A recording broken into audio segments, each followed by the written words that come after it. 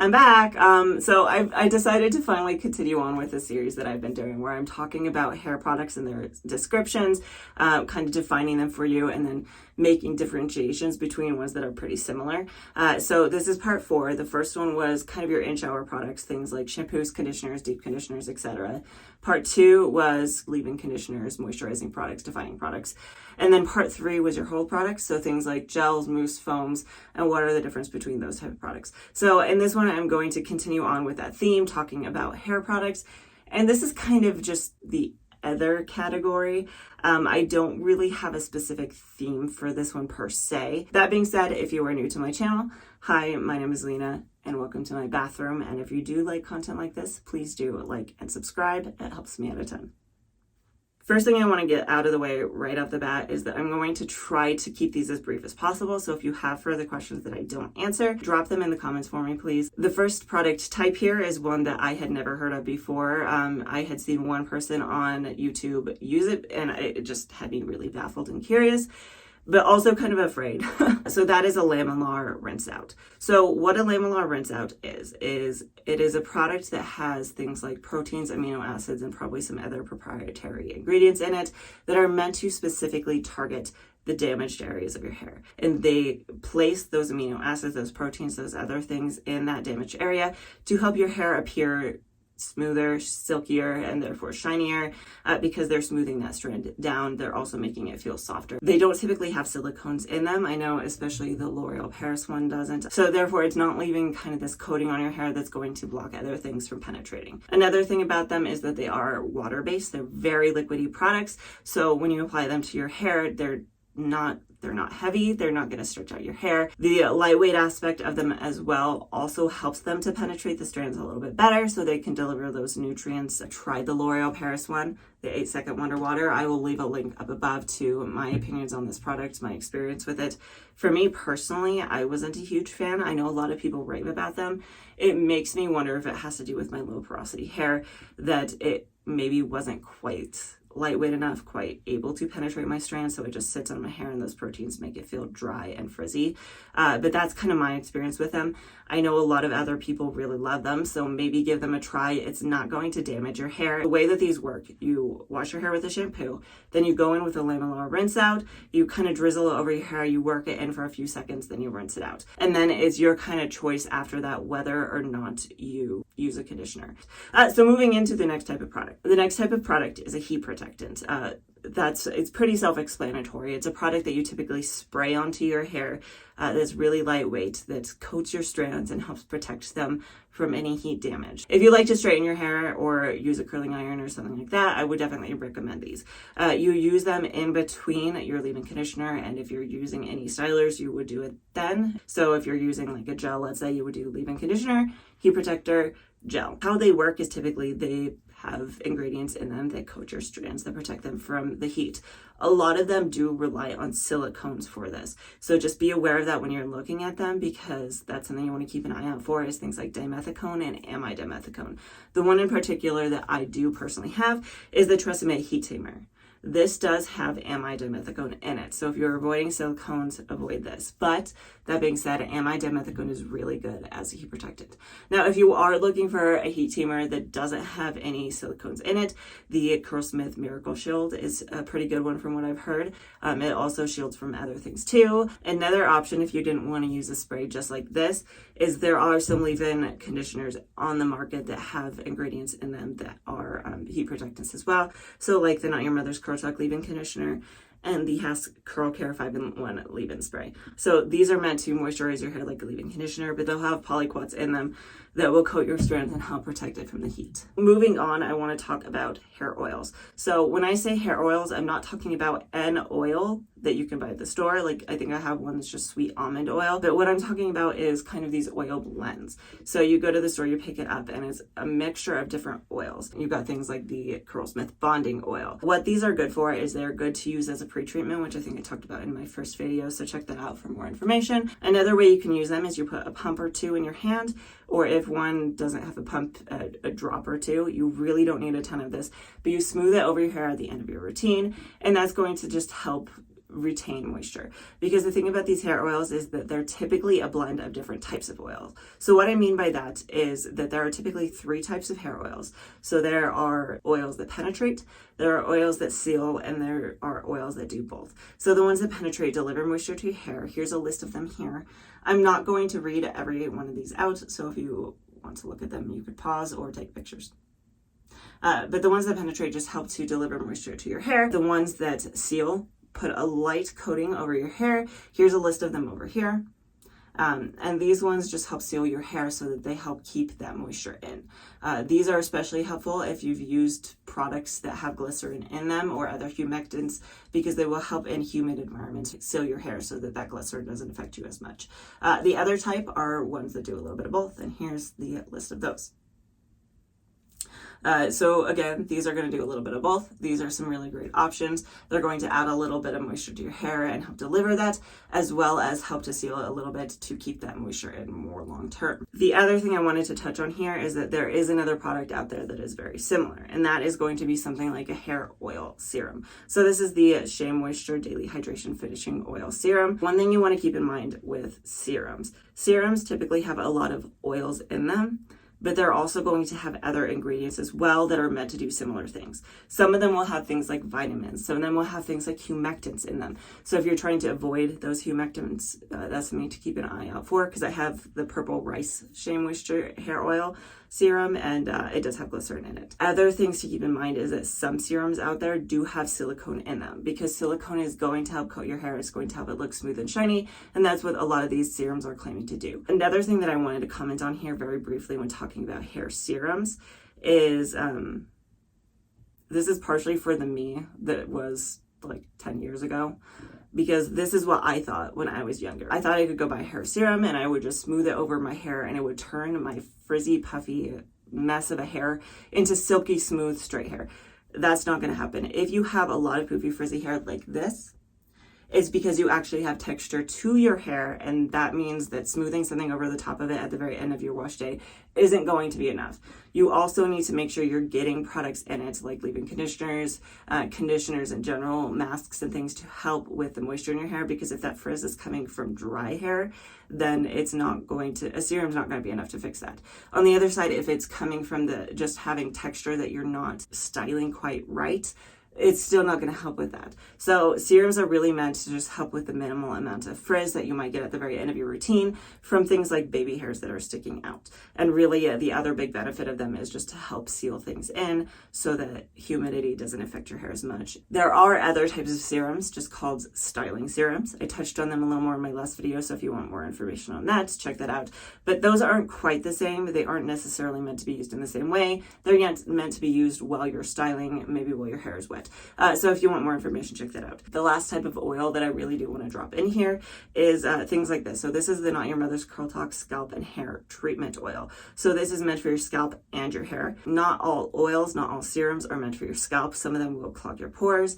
So if you are looking to do some sort of oil treatment on your scalp, make sure that it either says that it's for that, or you do your own research and make sure that it's good for your scalp. But something like this can be applied to both as a pre-treatment to help introduce moisture and help seal that moisture in. I'm starting with this particular section with some products that I probably should have included in some of those other description videos, but either I forgot or I just didn't have space for them, so I'm going to touch on them here. The first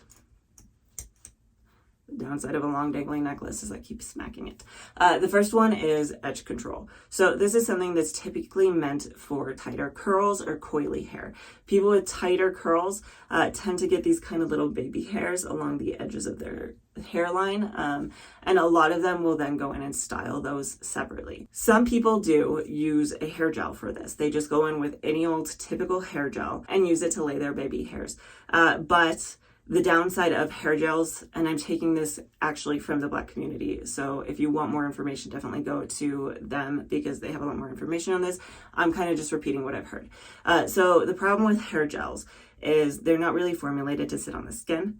So a lot of the times they will peel up and they will flake over the course of a day, whereas something that's specifically formulated to lay baby hairs, which is what edge control is, has that in mind, and it's not as likely to flake up, it's not as likely to move. It's going to keep those baby hairs laid down, and if you style them, it's going to keep them styled for longer. Another product that I don't think I mentioned, but I wanted to drop it in here in case I didn't, is something specifically called a detangler. So a detangling product is exactly what it says. It's a product that's meant to have a lot of slip to it, that's really just supposed to help work through knots and tangles. So an example kind of this is the Kinky Curly Knot Today. This one does say it's a natural leave-in and a detangler, and that is true of a lot of these, is they're also going to introduce a little bit of moisture to your hair, so you can use it as a leave-in conditioner, but their main purpose is to introduce slip to help remove knots and tangles from your hair. Another example that I do have of this is the Rizos Curls Refresh and Detangler. So again, is meant to have a little bit of slip to it to help you work through knots and tangles. You can use it as a leave-in conditioner. Now, this one also is a refreshing product. So that's the next thing I want to talk about is curl refreshers or curl revitalizers. They're pretty much the same thing. So the two products that I have again are the Rizos Curls Refresh and Detangle, and then also the Uncle Funky's Daughter Thirsty Curls Leave-In Curl Revitalizer. So what is the point of a refresher? A curl refresher is meant to help almost restyle your hair throughout the week. So a lot of people with wavy curly hair, we don't wash our hair every day. We like to get it to stretch as long as possible between wash days, because wash days can be very long and tiring. Not only that, but it's just not really good for your hair to wash it every day. If you didn't know that, you know it now. So a refresher is there to help restyle your hair, help to smooth it out. If you are someone who struggles with moisture, they're also meant to help reintroduce that moisture throughout the week. There are a few things to keep in mind when you're using a refresher and if you're deciding whether or not to use one. If you are someone who does not necessarily need that extra moisture, so if you're someone with like a lower porosity like me, I don't really need more moisture in my hair throughout the week. The main reason that I use a product throughout the week is to help just smooth down some frizz. So to some extent, water and a little bit of hair gel may be a better option. That being said, the benefit of these kind of products, a lot of these curl refreshers are kind of just a mist. They're a spray. So the benefit of that is you can just spritz it in the areas of your hair that need a little help and smooth it down. Not only that, but that lightweightness means that it's going to help your style last a little longer because it's not stretching your curls out. Now, another thing to keep in mind about curl refreshers though, I like to think of them in kind of two different categories. So we have things like the Thirsty Curls. This has ingredients in it like polyquats that are going to help extend the hold of your style. The Rizos Curls Refresher also has those as well. It has PVP in it, which is a hold ingredient, which is going to help increase the longevity of your style so you don't have to reintroduce a gel into your hair. That being said, products like the TJ and Rosewater Curl Refresher doesn't have those in it. So it really depends on your main purpose for your refresher. You're going to decide whether or not to use one based off of, do you need moisture in your hair? Are you looking for a product that's meant to help kind of smooth your hair out?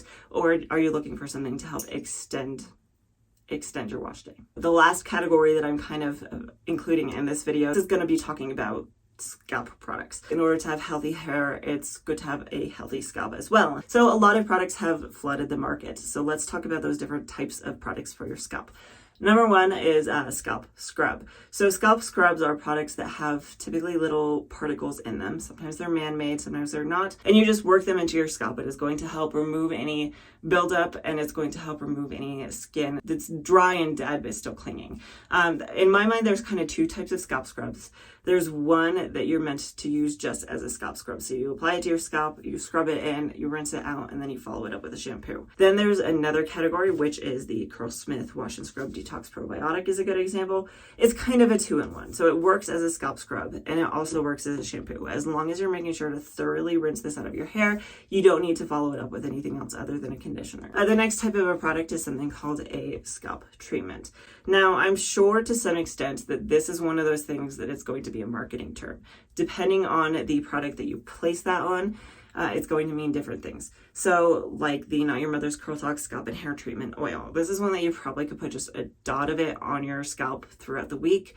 And it's just going to help kind of seal in moisture as well as maybe penetrate and give you a little bit more moisture on your scalp. But most treatments in my mind are things like this, where it's a thicker consistency. It's meant to be applied while you're in the shower, between your shampoo and conditioner. And it's meant to be kind of like a hair mask, but it's a scalp mask. And it let it do its work. It's going to help break down any residue that's on your scalp, as well as maybe help add more moisture or any other things in it. A lot of them are actually meant for people who have things like dandruff.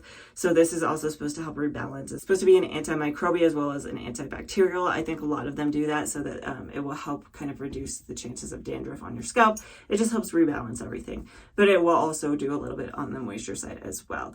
I think there are things that are called scalp masks as well that are probably very similar to that. Moving on, let's talk about products that you use outside of the shower. So I have a few here. The first one I want to talk about is something called a scalp serum. So this is the Garnier Fructis Hair Reset Hydrating Scalp Serum. And it's very similar to what you would think of as a serum in other categories. You put it on the scalp, rub it in, and this one is meant to help seal in moisture and add moisture to your scalp. It is a thicker consistency like a lot of serums. This one in particular is silicone free, but that is something that you want to keep in mind, like all the other serums I've talked about, is that a lot of them do rely on silicone to help seal things in, so just keep an eye out for that. Another type of scalp product, so this is a scalp tonic. This is the Dove Amplified Scalp Tonic, and I think really the main difference between these two is that this one is just a liquidier substance. So if you see the consistency of these two products really quick, they have the serum. Okay, so this one's the tonic. You see, it's a lot more liquidy and syrupy. That being said, the Dove Amplified Tonic does have a silicone in it, so that's just something to be aware of when picking out your products. Now, the last one that I wanted to touch on that I personally own, it's called a scalp toner. The one that I have is the OGX scalp toner. I have a feeling these are meant to be very similar to a toner you would use on your skin. They're meant to help kind of exfoliate to a certain extent, remove things that are just sitting on your skin and building up on them. It's meant to help degunk residue from things like dry shampoo and just other product buildup. Other than that, this one doesn't really necessarily claim to give you moisture and stuff like that, but it wouldn't surprise me if some of the ingredients in this are also meant to help penetrate your scalp and help improve the health of your scalp as well. I'm going to try to keep this outro really brief because this turned out to be longer than I wanted yet again. Shame on me. So first thing first, any products that I mentioned will be linked down in the description box below, and any videos that I've already filmed like on specific products, I will also link with those as well, so you have really easy access to the information. Other than that, I did want to comment on the fact that I do intend to do 2 more of these videos at least. The next one is going to be other products that really kind of fit into this spray category. So things like volumizing spray, texture spray, sea salt spray, hairspray. I'm going to include dry shampoos in that one. And then the last video is going to be on DIY treatments. So things like rice water rinse or gelatin treatments or things like that. So if there's any of those that you're curious about, let me know down in the comments below and I'll touch on those in that video as well. But if you do want to see those, definitely like and subscribe to let me know that you liked these videos. And hopefully I will see you next time.